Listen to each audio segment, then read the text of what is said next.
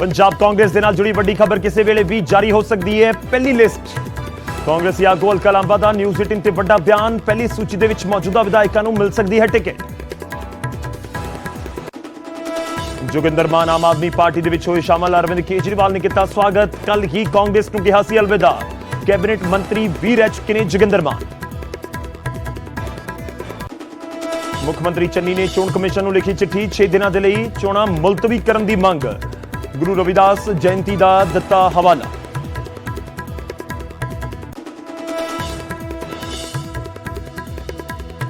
Punjab BJP चोण committee की चंडीगढ़ दे विच हो रही बैठक। सीट शेयरिंग और उम्मीदवारों को लैके जारी है मंथन।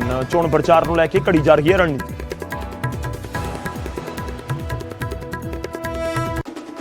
न्यूज़ 18 ते सुखबीर बादल का बड़ा बयान। कहा पानी वालियां बसां बंद करवाउण नूं लैके नवजोत सिद्धू खिलाफ करांगे केस। कहा सिद्धू ने सियासी रंजिश दे विच पंजाब की प्रॉपर्टी का किया नुकसान। आम आदमी पार्टी के बीजेपी के सख्त तेवर बरकरार। राघव चड्डा बोले बीजेपी के दबाव के इलैक्शन कमिशन ने बदले नियम। साजिश के तहत नवी पार्टी को करवाया जा रहा है रजिस्टर।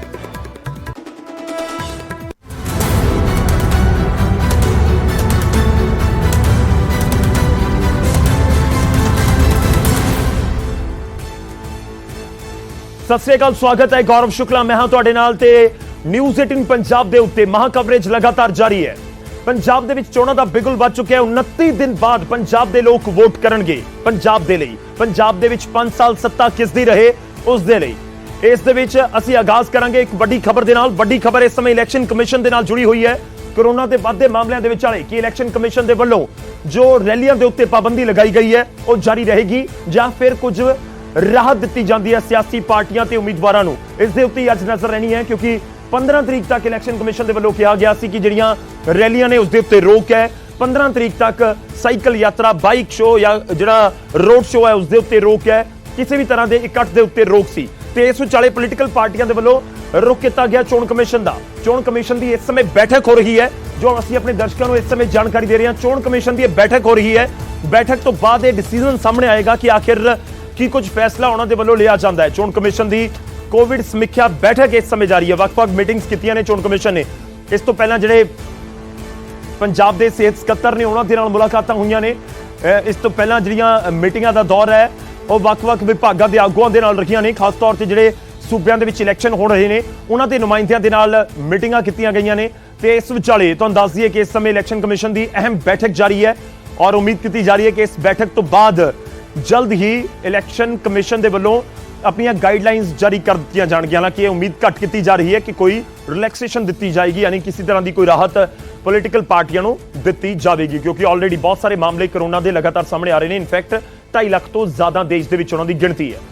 रुख करते हैं दिल्ली का। साडे सहयोगी इस समय सुशील पांडे साडे नाल जुड़ रहे हैं। सुशील, जानना चाहेंगे आपके पास क्या कुछ जानकारी इलेक्शन कमिशन की बैठक को लेकर, उनकी तरफ से जो पाबंदियां लगाई गई उसको लेकर आज क्या उम्मीद की जाए? देखिए, जो जानकारी मिली है फिलहाल मीटिंग जिस मामले में चल रही है उसमें कोरोना के बढ़ते हुए वेरिएंट को लेकर फिलहाल स्वास्थ्य मंत्रालय की तरफ से चिंता जाहिर की गई है। हालांकि ये बताया गया है कि जैसे जिस तरह डेल्टा इस पूरे मामले को लेकर, डेल्टा का जो वर्जन आया था वो ज्यादा खतरनाक था, लेकिन ओमिक्रॉन का ये जो संक्रमण है वो इतना खतरनाक नहीं है। हालांकि पॉजिटिविटी जो रेट है उसमें भी कमी देखी जा रही है, लेकिन सबसे महत्वपूर्ण बात है कि बढ़ते हुए कोरोना संक्रमण को देखते हुए फिलहाल चुनाव आयोग ने जो रैलियां हैं उन पर कहीं ना कहीं लगाम लगाने के लिए एक बार फिर से एक बड़ा फैसला लिया है। हालांकि जो जानकारी मिली है उस जानकारी के मुताबिक 7 दिन का समय और एक्सटेंड किया है चुनाव आयोग ने फिलहाल रैलियां ना करने को लेकर। और ये जानकारी इसलिए है क्योंकि लगातार देश भर में लगातार कोरोना का जो संक्रमण है वो बढ़ रहा है और उसी के मद्देनजर फिलहाल चुनाव आयोग ने 1 हफ्ते का फैसला और लिया है रैलियों को वर्चुअल के आधार पर लेने का। जी शुक्रिया, धन्यवाद सुशील साडे नाल जुड़न दे लई। इस पूरी गलबात दे लई। तां 1 हफ्ता होर वर्चुअल रैलियां दे उत्ते लिया जा सकदा है फैसला, जो जिक्र साडे सहयोगी इस समय कर रहे हैं। मैं रुख करदा एक बार फिर तो दिल्ली का। साडे सहयोगी रवि मिश्रा दिल्ली तो साडे नाल जुड़ रहे हैं। रवि, आपके पास क्या कुछ जानकारी इस समय इलेक्शन कमीशन की मीटिंग को लेकर? जी बिल्कुल, देखिए साफ तौर पर इलेक्शन कमीशन ने 7 दिन एक्सटेंड करने का फैसला लिया है, मगर इसकी अभी औपचारिक घोषणा नहीं हुई है। क्योंकि बैठक अभी भी जारी है। सूत्रों के मुताबिक एक खबर निकलकर सामने आ रही है कि 7 दिन एक्सटेंड करने का फैसला लिया है। उसके बाद फिर आगे निर्णय लिया जाएगा कि रैलियों को, पद यात्राओं को, जनसभा को, साइकिल रैलियों को अनुमति दी जाएगी या नहीं। साफ तौर पे कई राजनीतिक दल ये मांग कर रहे थे कि उन्हें प्रचार प्रसार करने के लिए अनुमति दी जाए, मगर साफ तौर पे कोविड के ये जो बढ़ते मामलों को देखते हुए 5 राज्यों में चुनाव होना है, चुनाव को संपन्न कराना चुनाव आयोग की सबसे बड़ी जिम्मेदारी, प्राथमिकता के रूप में चुनाव आयोग उसको ले रहा है। और उसके मद्देनजर कहीं ना कहीं चुनाव आयोग ने एक बड़ा फैसला लिया है, क्योंकि इस चुनाव में कहीं ना कहीं कोविड के जो प्रोटोकॉल्स है उसको फॉलो करने की बात चुनाव आयोग ने कही है और तमाम राजनीतिक दलों को बड़ी ही सख्ती के साथ इन्हें पालन करना होगा, अन्यथा इन पार्टियों के खिलाफ जो भी उल्लंघन करेगा उसके खिलाफ चुनाव आयोग सख्ती से पेश आएगा। बहरहाल बैठकें अभी चल रही हैं, कुछ ही देर में औपचारिक रूप से घोषणा हो जाएगी, मगर अंदर से यानी बैठक से जो खबर निकलकर सामने आ रही है वो यही है कि चुनाव आयोग ने ये निर्णय लिया है कि आने वाले 7 दिन तक ये जो बंदिशें हैं, पाबंदियां हैं, उनको बदस्तूर जारी रखा जाएगा। जी गौरव। ਤਾਂ ਇਸ ਸਮੇਂ ਵੱਡੀ ਖਬਰ ਅਸੀਂ ਆਪਣੇ ਦਰਸ਼ਕਾਂ ਨੂੰ ਦੇ ਰਹੇ ਹਾਂ, ਜੋ ਸਾਡੇ ਸਹਿਯੋਗੀ ਜਾਣਕਾਰੀ ਦੇ ਰਹੇ ਨੇ ਰਵੀ ਮਿਸ਼ਰਾ, ਕਿ ਇਲੈਕਸ਼ਨ ਕਮਿਸ਼ਨ ਦੇ ਵੱਲੋਂ 1 ਹਫ਼ਤਾ ਹੋਰ ਵਧਾਇਆ ਜਾ ਰਿਹਾ ਹੈ। ਰੈਲੀਆਂ ਦੇ ਉੱਤੇ ਰੋਕ ਦਾ 1 ਹਫ਼ਤਾ ਹੋਰ ਵਧਾਇਆ ਜਾ ਰਿਹਾ, ਹਾਲਾਂਕਿ ਆਫੀਸ਼ੀਅਲ ਤੌਰ ਦੇ ਉੱਤੇ ਅਨਾਉਂਸਮੈਂਟ ਜਿਹੜੇ ਆਉਣ ਵਾਲੇ ਕੁਝ ਸਮੇਂ ਦੇ ਵਿੱਚ ਕੀਤੀ ਜਾ ਸਕਦੀ ਹੈ।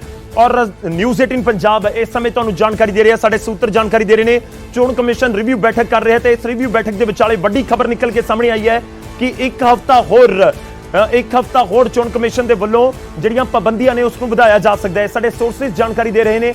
ਇਹ ਵੀ ਤੁਹਾਨੂੰ ਦੱਸ ਦਈਏ ਕਿ ਕਲੀਅਰ ਹੈ, ਅਜੇ ਤੱਕ ਅਧਿਕਾਰਿਕ ਤੌਰ ਦੇ ਉੱਤੇ ਇਸ ਦਾ ਕੋਈ ਐਲਾਨ ਨਹੀਂ ਕੀਤਾ ਗਿਆ ਹੈ। ਇਲੈਕਸ਼ਨ ਕਮਿਸ਼ਨ ਦੇ ਕੋਲ ਪੋਲੀਟੀਕਲ ਪਾਰਟੀਆਂ ਪਹੁੰਚੀਆਂ ਸੀ, ਦਾਅਵਾ ਕੀਤਾ ਜਾ ਰਿਹਾ ਸੀ ਕਿ ਦਿੱਕਤ ਹੈ, ਨਹੀਂ ਪਹੁੰਚ ਹੋ ਪਾ ਰਹੀ ਇੱਕ ਵੱਡੇ ਤਬਕੇ ਤੱਕ ਜਿਨ੍ਹਾਂ ਦੇ ਕੋਲ ਇੰਟਰਨੈਟ ਨਹੀਂ ਹੈ, ਜਿਨ੍ਹਾਂ ਤੱਕ ਤੁਸੀਂ ਨਹੀਂ ਪਹੁੰਚ ਕਰ ਸਕਦੇ ਵਰਚੁਅਲੀ ਤਰੀਕੇ ਨਾਲ, ਤਾਂ ਉਹਨਾਂ ਨੂੰ ਲੈ ਕੇ ਇਹ ਲਗਾਤਾਰ ਮੰਗ ਹੋ ਰਹੀ ਸੀ ਤੇ ਇਸ ਵਿਚਾਲੇ ਹੁਣ ਖਬਰ ਆ ਰਹੀ ਹੈ ਕਿ 1 ਹਫ਼ਤਾ ਹੋਰ ਰੋਕ ਇਸੇ ਤਰ੍ਹਾਂ ਜਾਰੀ ਰਹੇਗੀ ਪੋਲੀਟੀਕਲ ਰੈਲੀਆਂ ਦੇ ਉੱਤੇ, ਸੂਬੇ ਜਿੱਥੇ ਇਲੈਕਸ਼ਨ ਹੋ ਰਹੇ ਨੇ ਉੱਥੇ ਸਿਆਸੀ ਇਕੱਠ ਦੇ ਉੱਤੇ। ਰਵੀ ਮਿਸ਼ਰਾ ਲਗਾਤਾਰ ਸਾਡੇ ਸਹਿਯੋਗੀ ਉਹਨਾਂ ਨੇ ਜਾਣਕਾਰੀ ਦਿੱਤੀ। ਰਵੀ, ਫਿਲਹਾਲ ਦੇ ਲਈ ਤੁਹਾਡਾ ਧੰਨਵਾਦ ਸਾਡੇ ਨਾਲ ਜੁੜਨ ਦੇ ਲਈ, ਇਸ ਪੂਰੀ ਗੱਲਬਾਤ ਦੇ ਲਈ। ਤਾਂ ਇਲੈਕਸ਼ਨ ਕਮਿਸ਼ਨ ਦੀਆਂ ਰੈਲੀਆਂ ਵਾਲੀ ਰੋਕ 1 ਹਫ਼ਤੇ ਦੇ ਲਈ ਵਧਾਈ ਜਾ ਰਹੀ ਹੈ, ਤਕਰੀਬਨ ਤੈਅ ਹੈ, ਹਾਲਾਂਕਿ ਅਫੀਸ਼ੀਅਲ ਤੌਰ ਤੇ ਅਨਾਉਂਸਮੈਂਟ ਹੋਣੀ ਅਜੇ ਬਾਕੀ ਹੈ। ਇਸ ਵਿਚਾਲੇ ਜਿਹੜੇ ਵੋਟਰ ਨੇ ਪੰਜਾਬ ਦੇ, ਉਹ ਇਸ ਫੈਸਲੇ ਦੇ ਬਾਰੇ ਕੀ ਕੁਝ ਸੋਚਦੇ ਨੇ, ਉਹਨਾਂ ਦਾ ਕੀ ਕੁਝ ਕਹਿਣਾ ਹੈ, ਉਹ ਵੀ ਤੁਹਾਨੂੰ ਸੁਣਾਵਾਂਗੇ। ਤੇ ਬੰਦਿਆਂ ਨੂੰ ਇਹ ਪਰਹੇਜ਼ ਕਰਨਾ ਚਾਹੀਦਾ। ਜੇ ਮੈਡੀਕਲ ਲਾਈਨ ਵਾਲਾ ਕੁਝ ਮੈਡੀਕਲ ਦੇ ਡਾਕਟਰ ਕਹਿੰਦੇ ਆ ਤਾਂ ਉਹਦੇ ਮੁਤਾਬਕ ਚੱਲਣਾ ਚਾਹੀਦਾ। ਪਰ ਇੱਕ ਗੱਲ ਦੀ ਹੈਰਾਨਗੀ ਹੈ ਵੀ ਕਰੋਨਾ ਇਲੈਕਸ਼ਨਾਂ ਦੇ ਵਿੱਚ ਕਿਉਂ ਆਉਂਦਾ, ਐਡਾ ਸਿਆਣਾ ਕਰੋਨਾ ਕਿਉਂ ਹੋ ਗਿਆ ਜਿਹੜਾ ਇਲੈਕਸ਼ਨਾਂ 'ਚ ਹੀ ਆਉਂਦਾ ਵਾ। ਰੈਲੀਆਂ ਵਾਲਿਆਂ ਨੂੰ ਤੇ ਕਰੋਨਾ ਹੁੰਦਾ ਨਹੀਂ ਤੇ ਬਾਕੀਆਂ ਵਾਸਤੇ ਬਹੁਤ ਬੈਨ ਹੁੰਦਾ, ਇਹ ਕਿਉਂ?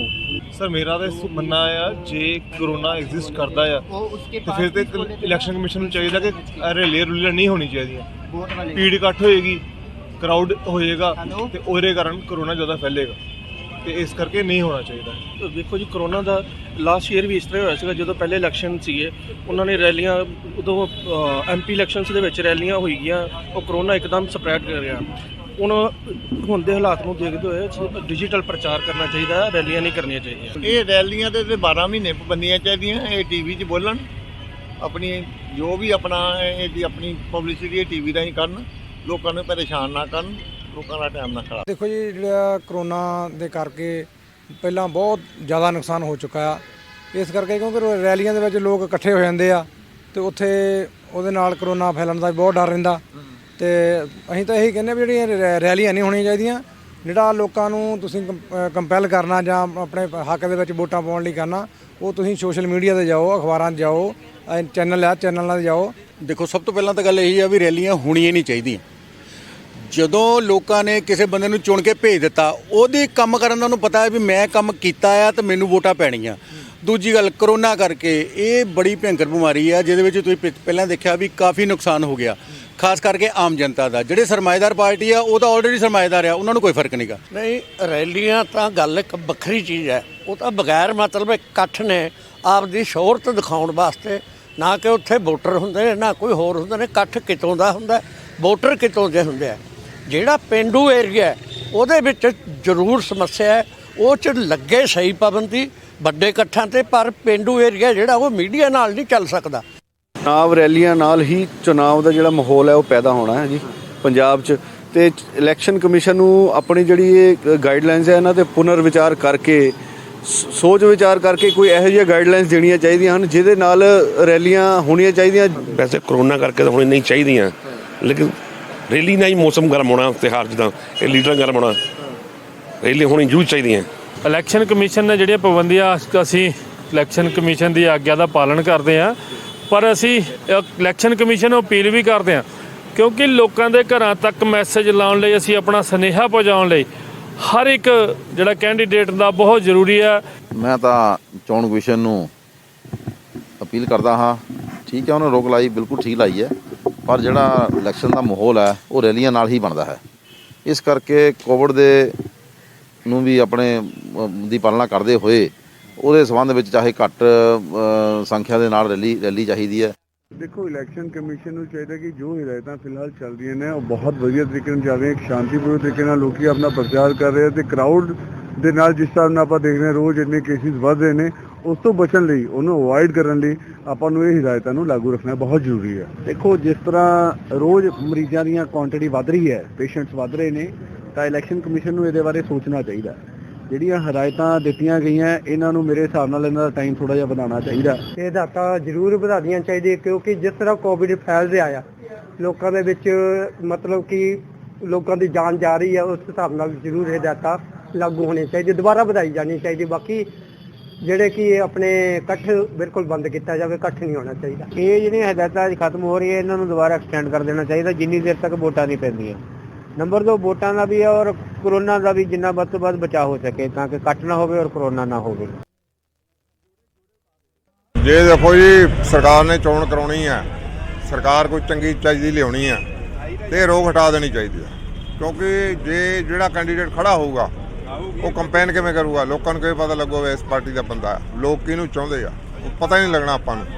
ਇਸ ਕਰਕੇ ਆਪਾਂ ਨੂੰ ਇਹ ਰੋਕ ਹਟਾਉਣੀ ਚਾਹੀਦੀ। ਰੈਲੀਆਂ ਤੇ ਜਿਹੜੀ ਰੋਕ ਲੱਗਣੀ ਵੈਸੇ ਤਾਂ ਜੇ ਪਬਲਿਕਲੀ ਦੇਖਿਆ ਜਾਵੇ ਤਾਂ ਇਹ ਲੱਗੀ ਰਹਿਣੀ ਚਾਹੀਦੀ ਆ, ਪਰ ਜੇ ਇਹ ਲੱਗੀ ਰਹੀ ਕੁਝ ਟਾਈਮ ਲਈ ਇਹਨਾਂ ਨੂੰ ਸਰਕਾਰ ਨੂੰ ਜੇ ਚੋਣ ਵਿਭਾਗ ਨੂੰ ਦੇਣਾ ਚਾਹੀਦਾ ਟਾਈਮ ਕਿਉਂਕਿ ਪਾਰਟੀਆਂ ਕੋਲੇ ਸਮਾਂ ਘੱਟ ਆ। ਇਹ ਰੋਕ ਲਗਾਉਣੀ ਚਾਹੀਦੀ ਆ। ਕੋਵਿਡ ਕਰੋਨਾ ਦਾ ਬਹੁਤ ਵਧੀ ਜਾਂਦਾ, ਕਿੰਨੇ ਵੀ ਮਤਲਬ ਕੇਸ ਸਾਰੇ ਮੋਗੇ 'ਚ ਵੀ ਕਾਫੀ ਆ ਗਏ ਆ, 200 ਕੁਛ ਮੋਗੇ 'ਚ ਕੱਲ੍ਹ ਆਏ ਆ, ਇਸ ਕਰਕੇ ਰੋਕ ਲਗਾਉਣੀ ਚਾਹੀਦੀ ਹੈ। ਜਾਂ ਤਾਂ ਚੋਣ ਕਮਿਸ਼ਨ ਪਹਿਲਾਂ ਜਿਹੜੇ ਇਲੈਕਸ਼ਨ ਹੀ ਆ ਉਹ ਨਾ ਅਨਾਉਂਸ ਕਰਦਾ, ਜੇ ਹੁਣ ਅਨਾਉਂਸ ਹੋ ਗਿਆ ਤਾਂ ਬਹੁਤ ਹੀ ਜਿਹੜਾ ਸਮਾਂ ਘੱਟ ਰਹਿ ਗਿਆ ਵਾ, ਤਾਂ ਪਾਰਟੀਆਂ ਥੋੜ੍ਹੇ ਜਿਹੇ ਸਮੇਂ ਦੇ ਵਿੱਚ ਲੋਕਾਂ ਕੋਲ ਆਪਦੀਆਂ ਗੱਲ ਜਿਹੜੀ ਤਾਂ ਹੀ ਰੱਖ ਸਕਣਗੀਆਂ ਜੇ ਕੁਝ ਸਮੇਂ ਵਿੱਚ ਟਾਈਮ ਪੀਰੀਅਡ ਕਰਕੇ ਕੁਝ 2 ਘੰਟੇ ਜਾਂ 3 ਘੰਟੇ। ਮੇਰਾ ਮੰਨਣਾ ਕਿ ਸਭ ਤੋਂ ਜ਼ਿਆਦਾ ਜਿਹੜੀ ਇੰਪੋਰਟੈਂਟ ਚੀਜ਼ ਆ ਜੇ ਕੋਈ ਹੈ ਤਾਂ ਉਹ ਹੈ ਹੈਲਥ।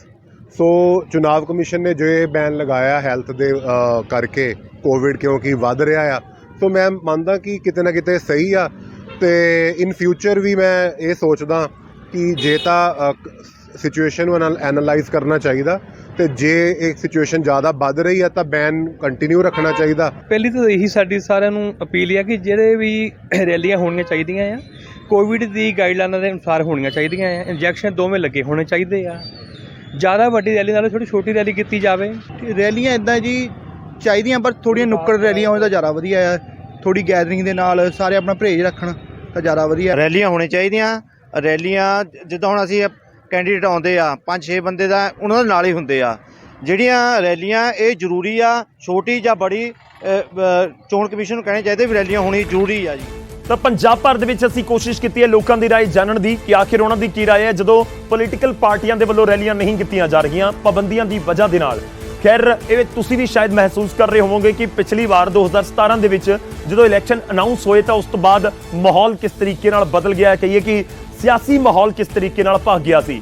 ਇਸ ਵਾਰ ਸ਼ਾਇਦ ਉਸ ਤਰੀਕੇ ਨਾਲ ਨਜ਼ਰ ਨਹੀਂ ਆ ਰਿਹਾ ਹੋਵੇਗਾ ਕਿਉਂਕਿ ਵੱਡੇ ਇਕੱਠ, ਰੋਡ ਸ਼ੋ ਜਾਂ ਜਿਹੜੇ ਸਿਆਸਤਦਾਨ ਸੜਕਾਂ ਤੇ ਤੁਹਾਨੂੰ ਨਜ਼ਰ ਆਉਂਦੇ ਨੇ ਉਹ ਫਿਲਹਾਲ ਨਜ਼ਰ ਨਹੀਂ ਆ ਰਹੇ ਨੇ। ਉਹ ਇਹ ਦੇਖ ਰਹੇ ਨੇ ਕਿ ਇਲੈਕਸ਼ਨ ਕਮਿਸ਼ਨ ਨੋਟਿਸ ਨਾ ਲਵੇ, ਫਿਰ ਉਹਨਾਂ ਨੂੰ ਜਵਾਬ ਦੇਣੇ ਔਖੇ ਨਾ ਹੋ ਜਾਣ। ਤਾਂ ਇਹ ਸਾਫ਼ ਹੈ ਕਿ ਮਿਲੀ ਜੁਲੀ ਪ੍ਰਤੀਕਰਮ ਜ਼ਰੂਰ ਮਿਲ ਰਹੇ ਨੇ ਪੰਜਾਬ ਦੇ ਲੋਕਾਂ ਦੇ ਕਿ ਆਖਿਰ ਇਸ ਪੂਰੇ ਮਾਮਲੇ ਦੇ ਵਿੱਚ ਉਹ ਕੀ ਕੁਝ ਸੋਚ ਰਹੇ ਨੇ।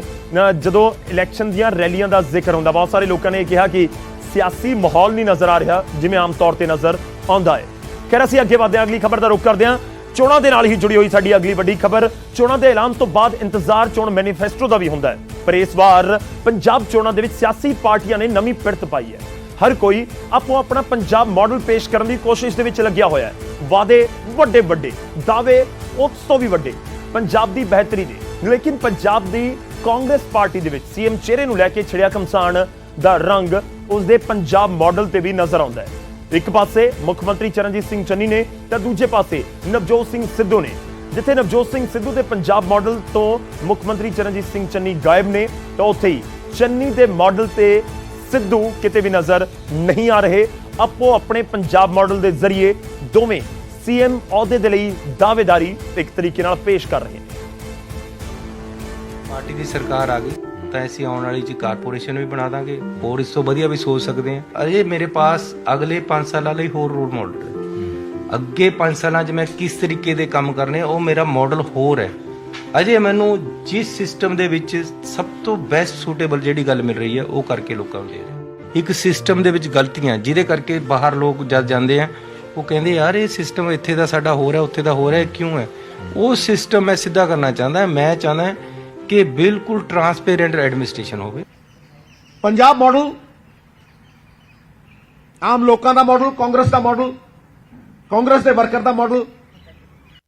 ਮੈਂ ਤਾਂ ਵਰਕਰ ਬੰਦਾ ਹੈ, ਮੈਂ ਉਹ ਕੋਈ ਲੀਡਰ ਨਹੀਂ ਹੈ ਕਿ ਜੀ ਅੰਦਰ ਕੁਰਸੀ ਢਾ ਕੇ ਬੈਠੇ ਆ ਤੇ ਮੁੱਛਾਂ ਨੂੰ ਤਾ ਦੇ ਕੇ ਤੇ ਆ ਰਹੇ ਆ ਬੰਦੇ, ਉਹਨਾਂ ਨੂੰ ਕਹਿ ਰਹੇ ਓਏ ਹਾਂ ਦੱਸ ਕਿਆ ਕੰਮ ਹੈ ਤੇਰਾ। ਮੈਂ ਤਾਂ ਬਾਹਰ ਜਾ ਕੇ ਮਿਲਦਾ, ਮੈਂ ਕਹਿੰਦਾ ਵੀਰ ਜੀ ਦੱਸੋ ਤੁਹਾਡਾ ਕਿਆ ਕੰਮ ਹੈ, ਬੀਬੀ ਜੀ ਤੁਹਾਡਾ ਕੰਮ ਕਿਆ ਹੈ। Will create number 1 a liquor corporation, the Punjab State Liquor Corporation। ਹੁਣ ਮੈਨੂੰ ਪਤਾ ਹੈ ਨਾ ਕਿ ਵੀ ਜਦ ਇੱਕ ਸਟੂਡੈਂਟ ਬੱਸ ਦੇ ਵਿੱਚ ਜਾਂਦਾ ਹੈ ਤਾਂ ਉਹਨੂੰ ਜਦੋਂ ਅਗਲਾ ਕਹਿੰਦਾ ਕਿ ਟਿਕਟ ਲਿਓ, ਉਹਦੀ ਜੇਬ 'ਚ ਪੈਸੇ ਨਹੀਂ ਹੁੰਦੇ ਤਾਂ ਪਾਸ ਵੀ ਪੁਰਾਣਾ ਹੋ ਗਿਆ ਹੁੰਦਾ, ਉਹਦੇ ਕਿਆ ਹਾਲਾਤ ਹੈ। ਹੁਣ ਮੈਂ ਨੌਜਵਾਨਾਂ ਨੂੰ ਪਾਸ ਬਣਾ ਕੇ ਦੇਵਾਂਗਾ। Number 2 sand mining corporation, the Punjab State Sand Mining Corporation, these are state resources। ਤੁਸੀਂ ਲੋਕਾਂ ਨੂੰ ਚੰਗਾ ਮਾਹੌਲ ਦਿਓ। ਮੇਰਾ ਟੀਚਾ ਪੰਜਾਬ ਦੀ ਬਿਹਤਰੀ ਹੈ, ਮੇਰਾ ਟੀਚਾ ਪੰਜਾਬ ਨੂੰ ਦੇਖਣਾ ਹੈ, ਪੰਜਾਬ ਨੂੰ ਅੱਗੇ ਲੈ ਕੇ ਜਾਣਾ ਹੈ। ਲੜਾਈ ਮੇਰੀ ਮੇਰੇ ਨਾਲ ਹੈ, ਲੀਡਰ ਦੀ ਵਿਲ ਪਾਵਰ ਹੋਣੀ ਚਾਹੀਦੀ ਹੈ ਕਿ ਉਹਨੇ ਮਸਲਾ ਹੱਲ ਕਰਨਾ ਹੈ। Number 3 we will have a regulatory commission, Punjab State Cable Regulatory Commission, Transport Corporation to be promoted, policies changed। ਤਾਂ ਆਪੋ ਆਪਣੇ ਦਾਅਵੇ ਕੀਤੇ ਜਾ ਰਹੇ ਨੇ ਕਿਸ ਤਰੀਕੇ ਨਾਲ। ਚਰਨਜੀਤ ਸਿੰਘ ਚੰਨੀ ਪੰਜਾਬ ਦੇ ਮੁੱਖ ਮੰਤਰੀ ਪੰਜਾਬ ਮਾਡਲ ਦਾ ਜ਼ਿਕਰ ਕਰ ਰਹੇ ਨੇ, ਤਾਂ ਦੂਜੇ ਪਾਸੇ ਨਵਜੋਤ ਸਿੰਘ ਸਿੱਧੂ ਇਹ ਕਾਂਗਰਸ ਦੀ ਮੈਨੀਫੈਸਟੋ ਦਾ ਪਾਰਟ ਹੋਏਗਾ ਨਹੀਂ ਹੋਏਗਾ, ਇਸ ਦੇ ਵਿੱਚ ਵੀ ਅਜੇ ਤੱਕ ਸਸਪੈਂਸ ਦੀ ਸਥਿਤੀ ਨਜ਼ਰ ਆਉਂਦੀ ਹੈ। ਪਰ ਮੈਨੀਫੈਸਟੋ ਦਾ ਇੰਤਜ਼ਾਰ ਜ਼ਰੂਰ ਹੋ ਰਿਹਾ ਤਕਰੀਬਨ ਸਾਰੀਆਂ ਪੋਲੀਟੀਕਲ ਪਾਰਟੀਆਂ ਦਾ। ਇਸ ਵਿਚਾਲੇ ਇੱਕ ਵੱਡੀ ਖਬਰ ਆ ਰਹੀ ਹੈ, ਉਸ ਦਾ ਰੁਖ ਕਰਦੇ ਹਾਂ। ਵੱਡੀ ਖਬਰ ਹੈ ਆਮ ਆਦਮੀ ਪਾਰਟੀ ਦੇ ਨਾਲ ਜੁੜੀ ਹੋਈ। ਕਾਂਗਰਸ ਦੇ ਸਾਬਕਾ ਵਿਧਾਇਕ ਮੰਤਰੀ ਜੋਗਿੰਦਰ ਸਿੰਘ ਮਾਨ ਆਮ ਆਦਮੀ ਪਾਰਟੀ ਦੇ ਵਿੱਚ ਸ਼ਾਮਲ ਹੋ ਚੁੱਕੇ ਨੇ। ਜੀ ਹਾਂ, ਇੱਕ ਦਿਨ ਪਹਿਲਾਂ ਹੀ ਕਾਂਗਰਸ ਤੋਂ ਅਸਤੀਫਾ ਦਿੱਤਾ ਸੀ ਜੋਗਿੰਦਰ ਸਿੰਘ ਮਾਨ ਨੇ, ਫਗਵਾੜਾ ਤੋਂ ਆਉਂਦੇ ਨੇ ਤੇ ਹੁਣ ਆਮ ਆਦਮੀ ਪਾਰਟੀ ਦੇ ਵਿੱਚ ਸ਼ਾਮਲ ਹੋ ਚੁੱਕੇ ਨੇ। ਉਹਨਾਂ ਦਾ ਵੈਲਕਮ ਕੀਤਾ ਗਿਆ ਅਰਵਿੰਦ ਕੇਜਰੀਵਾਲ ਦੇ ਵੱਲੋਂ ਤੇ ਉਸ ਮੌਕੇ ਦੇ ਉੱਤੇ ਰਾਘਵ ਚੱਡਾ ਵੀ ਪੰਜਾਬ ਦੇ ਸਹਿ ਇੰਚਾਰਜ ਨੇ ਆਮ ਆਦਮੀ ਪਾਰਟੀ ਦੇ, ਉਹ ਵੀ ਉੱਥੇ ਮੌਜੂਦ ਸਨ। ਖੈਰ ਸਵਾਲ ਇਹ ਵੀ ਹੈ ਕਿ ਹੁਣ ਫਗਵਾੜਾ ਤੋਂ ਚੋਣ ਲੜਨਗੇ। 8 ਸੀਟਾਂ ਜਿਹੜੀਆਂ ਹੁਣ ਤੱਕ ਆਮ ਆਦਮੀ ਪਾਰਟੀ ਦੇ ਵੱਲੋਂ ਨਹੀਂ ਐਲਾਨੀਆਂ ਗਈਆਂ, ਸਿਰਫ 8 ਹੀ ਬਾਕੀ ਨੇ, ਉਹਨਾਂ ਦੇ ਵਿੱਚੋਂ ਇੱਕ ਫਗਵਾੜਾ ਵੀ ਹੈ। ਔਰ ਜੋਗਿੰਦਰ ਸਿੰਘ ਮਾਨ ਫਗਵਾੜਾ ਤੋਂ ਆਉਂਦੇ ਨੇ। ਪੰਜਾਬ ਐਗਰੋ ਜਿਹੜਾ ਅਦਾਰਾ ਹੈ ਉਸਦੇ ਚੇਅਰਮੈਨ ਰਹਿ ਚੁੱਕੇ ਨੇ ਤੇ ਹੁਣ ਉਹਨਾਂ ਦੇ ਵੱਲੋਂ ਆਮ ਆਦਮੀ ਪਾਰਟੀ ਨੂੰ ਜੁਆਇਨ ਕਰ ਲਿਆ ਗਿਆ। ਇਹ ਵੱਡੀ ਖਬਰ ਹੈ ਕਿ ਵਾਕਈ ਹੁਣ ਟਿਕਟ ਵੀ ਮਿਲ ਜਾਏਗੀ। ਅਰਵਿੰਦ ਕੇਜਰੀਵਾਲ ਨੇ ਖੁਦ ਉਹਨਾਂ ਦਾ ਵੈਲਕਮ ਕੀਤਾ। ਇੱਕ ਦਿਨ ਪਹਿਲਾਂ ਹੀ ਕਾਂਗਰਸ ਨੂੰ ਅਲਵਿਦਾ ਕਿਹਾ ਗਿਆ ਸੀ। ਪੰਜਾਬ ਐਗਰੋ ਇੰਡਸਟਰੀਜ਼ ਕਾਰਪੋਰੇਸ਼ਨ ਦੇ ਚੇਅਰਮੈਨ ਵੀ ਰਹਿ ਚੁੱਕੇ ਨੇ ਜੋਗਿੰਦਰ ਸਿੰਘ ਮਾਨ ਤੇ ਹੁਣ ਆਮ ਆਦਮੀ ਪਾਰਟੀ ਦੇ ਵਿੱਚ ਸ਼ਾਮਲ ਹੋ ਚੁੱਕੇ ਨੇ। ਕਲਚਰ ਸੋਹਣ ਬਣਿਆ ਸੀ, ਮੈਂ ਲੰਮੇ ਸਮੇਂ ਤੋਂ ਸਫ਼ਰ ਕੱਟ ਕੇ ਆ। ਜੋ ਕਲਚਰ ਹੁਣ ਮੇਰੇ ਸਾਹਮਣੇ ਬਣਿਆ ਮੈਂ ਉਸ ਨੂੰ ਲਾਈਕ ਨਹੀਂ ਕਰਦਾ। ਜਦੋਂ ਬਹੁਤ ਸਾਰੀਆਂ ਮਜਬੂਰੀਆਂ ਸਭ ਕੁਝ ਦੇਖ ਕੇ, ਮਿਸਟਰ ਸਿੱਧੂ ਦਾ, ਚੰਨੀ ਹੋਣਾ ਦਾ ਵਿਹਾਰ ਦੇਖ ਕੇ, ਮਿਸਟਰ ਜਾਖੜ ਹੈਗੇ ਸਾਰਿਆਂ ਨੇ, ਜਾਖੜ ਬੜੀ ਪੋਜ਼ਿਟਿਵ ਨੇ। ਮੈਂ ਉਹਨਾਂ ਨੂੰ ਪਹਿਲਾਂ ਕਹਿਤਾ ਸੀ, ਮੈਂ ਸਰ ਜੇ ਤੁਸੀਂ ਮੈਨੂੰ ਟਿਕਟ ਤੋਂ ਨੋਟ ਕੀਤਾ ਮੈਂ I will leave the Congress party. Sidhu ਸਾਹਿਬ ਜਿਸ ਦਿਨ ਪ੍ਰਧਾਨ ਬਣੇ ਆ ਬੜੀ ਖੁਸ਼ੀ ਹੋਈ, ਬੜੇ ਅੱਛੇ ਹੈ, ਬੜੀ ਅੱਛੀ ਪਲੇ ਕੀਤੀ, ਗੇਮ ਖੇਡੀ ਹੈ। ਉਸ ਦਿਨ ਮੈਂ ਇਹਨਾਂ ਦੀ ਰਿਸੈਪਸ਼ਨ ਕੀਤੀ, ਮੈਨੂੰ ਰੋਮਾਰਚ ਦੇ ਗੱਡੀ 'ਚ ਬਾਹਰ ਲਿਆ। ਮਾਨ ਸਾਹਿਬ ਤੁਸੀਂ ਗੱਲ ਦਾ ਫਿਕਰ ਕਰੋ, ਮੈਨੂੰ ਧਾਰੀਵਾਲ ਬਾਰੇ ਪਤਾ ਹੈ ਕਿ ਸਕਾਲਰਸ਼ਿਪ ਦੇ ਕੇਸ ਵਿੱਚ ਹੀ ਨੋਜ਼ ਇਜ਼ ਐਵਰੀਥਿੰਗ। ਸਾਰੀ ਦੁਨੀਆ ਜਾਣਦੀ, ਸਾਰਾ ਹਿੰਦੁਸਤਾਨ ਜਾਣਦਾ, ਬਾਹਰ ਵੀ ਜਾਣਦੇ ਕਿ ਸਟੂਡੈਂਟਸ ਦੇ ਨਾਲ ਜਿਸ ਤਰ੍ਹਾਂ ਪਰਟੀਕੁਲਰਲੀ ਜਿਹੜੇ ਦਲਿਤ ਸਟੂਡੈਂਟਸ ਹੈਗੇ ਆ, ਐਸੀ ਬੱਚੇ ਹੈਗੇ, ਉਹਨਾਂ ਨਾਲ ਇੰਨਾ ਸਾਰਾ ਕਪੜਾ ਹੋਇਆ। ਡਾਕਟਰ ਮਨਮੋਹਨ ਸਿੰਘ ਸਾਹਿਬ ਨੇ ਸਕੀਮ ਸ਼ੁਰੂ ਕੀਤੀ ਸੀ, ਮੋਦੀ ਸਾਹਿਬ ਨੇ ਕੁਝ ਗੜਬੜ ਹੋ ਗਈ, 60-40 ਦੀ ਰੇਸ਼ੋ ਹੋ ਗਈ। ਜੇ ਉਸ ਜਿਹਨਾਂ ਲਈ ਅਸੀਂ ਕੰਮ ਕਰਨਾ ਚਾਹੁੰਦੇ ਹਾਂ, ਜਿਹਨੂੰ ਬਾਬਾ ਸਾਹਿਬ ਨੇ ਕੀਤਾ ਹੈ, ਜਿਹਨੂੰ ਅਸੀਂ ਅਪਲਿਫਟ ਕਰਨਾ ਚਾਹੁੰਦੇ ਹਾਂ, ਜੇ ਉਹਨਾਂ ਨਾਲ ਐਡਾ ਵੱਡਾ ਧੋਖਾ ਅਸੀਂ ਬਰਦਾਸ਼ਤ ਕਰੀ ਜਾਂਦੇ ਹਾਂ, ਉਹ ਦੋਨੋਂ ਜਿਹੜੇ ਕਲਪਰੇਟਸ ਨੇ, ਇੱਕ ਮਿਸਟਰ ਧਾਲੀਵਾਲ, ਇੱਕ ਸਾਧੂ ਸਿੰਘ ਹੋਣੇ, ਵਿਧਾਨ ਸਭਾ ਡਿਸਕਸ਼ਨ ਹੋਈ ਹੈ, ਫਗਵਾੜੇ ਕਿੰਨੇ ਧਰਨੇ ਲੱਗੇ ਨੇ, ਉਹਨਾਂ ਦੇ ਕਿੰਨੇ, ਸਾਧੂ ਸਿੰਘ ਉਹਨਾਂ ਦੇ ਕਿੰਨੇ ਧਰਨੇ ਲੱਗੇ ਨੇ। ਇਹਨਾਂ ਗੱਲਾਂ ਨੂੰ ਕਿਉਂ ਆਪਾਂ ਇਗਨੋਰ ਕਰਦੇ? ਮੈਨੂੰ ਨਹੀਂ ਚੰਗੀ ਗੱਲ ਲੱਗਦੀ, ਮੇਰੇ ਲਈ ਹਰਾਮ ਹੈ ਜਿਹੜਾ, ਜੇ ਮੈਂ ਇਸ ਇਸ਼ੂ ਨੂੰ ਨਹੀਂ ਚੁੱਕਦਾ, ਲੋਕਾਂ 'ਚ ਮੈਂ ਨਹੀਂ ਲੈ ਕੇ ਜਾਂਦਾ, ਮੇਰੇ ਲਈ ਉਹ ਬਹੁਤ ਮਾੜੀ ਗੱਲ ਹੈ। ਮੈਂ ਡੋਂਟ। ਹੁਣ ਫਗਵਾੜਾ ਤੋਂ ਇਲੈਕਸ਼ਨ ਲੜੋਗੇ, ਆਮ ਆਦਮੀ ਪਾਰਟੀ ਨਾਲ ਜ਼ਿਕਰ ਹੋ ਗਿਆ, ਜਿਹੜੀ ਹਿੱਟ ਮੈਨੂੰ ਕੀਤਾ, ਮੈਨੂੰ ਇਸ ਗੱਲ ਨੇ ਹਿੱਟ ਕੀਤਾ। ਤੁਹਾਡੀ ਨਾਰਾਜ਼ਗੀ ਨਵਜੋਤ ਸਿੱਧੂ ਨੂੰ ਲੈ ਕੇ ਸੀ, ਤੁਹਾਡੀ ਨਾਰਾਜ਼ਗੀ ਸੁਨੀਲ ਜਾਖੜ ਨੂੰ ਲੈ ਕੇ ਸੀ, ਤੁਹਾਡੀ ਨਾਰਾਜ਼ਗੀ ਚਰਨਜੀਤ ਸਿੰਘ ਚੰਨੀ ਨੂੰ ਲੈ ਕੇ ਸੀ। ਮੇਰੇ ਬੇਟਾ, ਮੈਂ ਸੀਐਮ ਵਾਰੀ 6 ਵਾਰੀ ਸੀਐਮ ਨੂੰ ਮਿਲਿਆ, ਉਹਨਾਂ ਮੈਨੂੰ ਕੈਬਨਿਟ ਰੱਖ ਕੇ ਦਿੱਤਾ, ਇੱਕ ਵਾਰੀ ਨੂੰ ਸਮਾਈਲ ਨਹੀਂ ਕੀਤੀ। ਮੈਂ ਬੜੀ ਕੋਸ਼ਿਸ਼ ਕਰਨੀ ਗੱਲ ਕਰਨੀ ਕਿ ਸਾਰਾ ਆਪਾਂ ਬਹਿ ਕੇ ਥੋੜੀ ਬਹੁਤੀ ਗੱਲ ਕਰ ਲਈਏ, ਇਸ ਤਰ੍ਹਾਂ ਗੱਲ ਕਮ ਸੇ ਕਮ ਧਿਆਨ ਕਰੋ, ਕਿਸੇ ਉਹਨੂੰ ਚੰਨੀ ਨੂੰ ਆਪਣਾ ਪਰਿਵਾਰ ਦੇ ਦੇ। ਦੁਆਬਾ ਤੋਂ ਤੁਸੀਂ ਆਉਂਦੇ ਹੋ, ਦਲਿਤ ਵੋਟ ਬੈਂਕ ਬਹੁਤ ਹੈ ਔਰ ਆਮ ਆਦਮੀ ਪਾਰਟੀ ਕੋ ਚਿਹਰਾ ਨਹੀਂ ਸੀ। ਮੈਂ ਦੱਸੂਗਾ, ਨਹੀਂ ਆਮ ਪਾਰਟੀ में ਗੱਲ ਨਹੀਂ ਕਰਦਾ। ਜੋਗਿੰਦਰ ਸਿੰਘ ਆਪਣੀ ਆਤਮਾ ਦੀ ਆਵਾਜ਼ ਸੁਣ ਕੇ ਗੱਲ ਕਰ ਰਿਹਾ। ਜੋਗਿੰਦਰ ਸਿੰਘ ਦਿੱਲੀ ਉਹਨੇ ਕਾਂਗਰਸ ਨਾਲ ਸਰਕਾਰ ਬਣੀ ਹੈ, 10 ਸਾਲ ਉਹਦੇ ਪੂਰੇ ਹੋ ਜਾਣੇ, ਕੋਈ ਗੱਲ ਹੈ। ਸਾਫ਼ ਤੌਰ ਤੇ ਫਗਵਾੜੇ ਤੋਂ ਇਲੈਕਸ਼ਨ ਲੜਨਗੇ ਆਮ ਆਦਮੀ ਪਾਰਟੀ ਵੱਲੋਂ, ਔਰ ਇਹ ਕਹਿ ਰਹੇ ਨੇ ਕਿ ਕਾਂਗਰਸ ਦਾ ਕਲਚਰ ਇਸ ਵੇਲੇ ਕਾਂਗਰਸ ਦਾ ਕਲਚਰ ਨਹੀਂ ਰਿਹਾ, ਕਿਸ ਤਰੀਕੇ ਦੇ ਨਾਲ ਕਾਂਗਰਸ 'ਚ ਕੀ ਕੁਝ ਹੋ ਰਿਹਾ, ਉਸ ਤੋਂ ਦੁਖੀ ਹੋ ਕੇ ਕਾਂਗਰਸ ਨੂੰ ਅਲਵਿਦਾ ਕਿਹਾ ਹੈ। ਕੈਮਰਾਮੈਨ ਜਤਿੰਦਰ ਸਿੱਧੂ ਦੇ ਨਾਲ ਪੰਕਜ ਕਪਾਹੀ, ਨਿਊਜ਼ 18 ਚੰਡੀਗੜ੍ਹ। ਤਾਂ ਕੁਝ ਨਵਾਂ ਤਾਂ ਨਹੀਂ ਹੈ, ਜਦੋਂ ਕੋਈ ਪੋਲੀਟੀਕਲ ਪਾਰਟੀ ਛੱਡ ਕੇ ਕਿਸੇ ਨਵੀਂ ਪੋਲੀਟੀਕਲ ਪਾਰਟੀ ਜਾਂਦਾ ਤਾਂ ਪੁਰਾਣੀ ਵਾਲੀ ਉਸ ਦੇ ਨਿਸ਼ਾਨੇ ਦੇ ਉੱਤੇ ਹੁੰਦੀ ਹੈ। ਜੋਗਿੰਦਰ ਸਿੰਘ ਮਾਨ ਦੀ ਵੀ ਨਿਸ਼ਾਨੇ ਦੇ ਉੱਤੇ ਹੈ। ਖੈਰ, ਪੰਜਾਬ ਦੇ ਵਿੱਚ 29 ਦਿਨਾਂ ਬਾਅਦ ਪੰਜਾਬ ਦੇ ਲੋਕ ਵੋਟ ਕਰਨਗੇ ਤੇ ਫਿਰ ਦੱਸਣਗੇ ਕਿ ਕਿਸ ਦੇ ਦਾਅਵਿਆਂ ਦੇ ਵਿੱਚ ਉਹਨਾਂ ਨੂੰ ਦਮ ਨਜ਼ਰ ਆਇਆ, ਤੇ ਜੇਕਰ ਕੋਈ ਪੋਲੀਟੀਕਲ ਪਾਰਟੀ ਛੱਡ ਕੇ ਕਿਸੇ ਹੋਰ ਪੋਲੀਟੀਕਲ ਪਾਰਟੀ 'ਚ ਗਿਆ, ਜੋ ਦਾਅਵੇ ਉਸ ਦੇ ਵੱਲੋਂ ਕੀਤੇ ਗਏ, ਲੋਕਾਂ ਨੇ ਉਸ ਦੇ ਉੱਤੇ ਕਿੰਨਾ ਭਰੋਸਾ ਕੀਤਾ। ਇਹ ਤਕਰੀਬਨ ਸਾਫ਼ ਹੈ ਕਿ ਜੋਗਿੰਦਰ ਸਿੰਘ ਮਾਨ ਫਗਵਾੜਾ ਤੋਂ ਹੀ ਚੋਣ ਲੜਦੇ ਨਜ਼ਰ ਆਉਣਗੇ। ਪਰ ਅੱਜ ਇੰਤਜ਼ਾਰ ਹੈ ਕਾਂਗਰਸ ਦੀ ਲਿਸਟ ਦਾ ਕਿ ਕਾਂਗਰਸ ਆਪਣੇ ਉਮੀਦਵਾਰਾਂ ਦੀ ਲਿਸਟ ਜਾਰੀ ਕਰੇ, ਔਰ ਕਾਂਗਰਸ ਦੀ ਲਿਸਟ ਜਾਰੀ ਹੋਣ ਤੋਂ ਬਾਅਦ ਦੇਖਣਾ ਹੋਵੇਗਾ ਕਿ ਬਾਕੀ ਪੋਲੀਟੀਕਲ ਪਾਰਟੀਆਂ ਦੇ ਕੀ ਰਿਐਕਸ਼ਨ ਉਸ ਦੇ ਉੱਤੇ ਰਹਿੰਦੇ ਨੇ, ਖਾਸ ਤੌਰ ਤੇ ਬੀਜੇਪੀ, ਕੈਪਟਨ ਅਮਰਿੰਦਰ ਸਿੰਘ ਦੀ ਪੰਜਾਬ ਲੋਕ ਕਾਂਗਰਸ ਦੀ। ਅਸੀਂ ਕੋਸ਼ਿਸ਼ ਕਰਾਂਗੇ ਕਿ ਤੁਹਾਡੇ ਤੱਕ ਹਰ ਜਾਣਕਾਰੀ ਪਹੁੰਚਾਉਂਦੇ ਰਹੀਏ। ਫਿਲਹਾਲ ਇਸ ਬੁਲੇਟਿਨ ਦੇ ਵਿੱਚ ਨਹੀਂ, ਤੁਸੀਂ ਜੁੜੇ ਰਹੋ ਨਿਊਜ਼ 18 ਪੰਜਾਬ ਹਰਿਆਣਾ ਹਿਮਾਚਲ ਦੇ ਨਾਲ।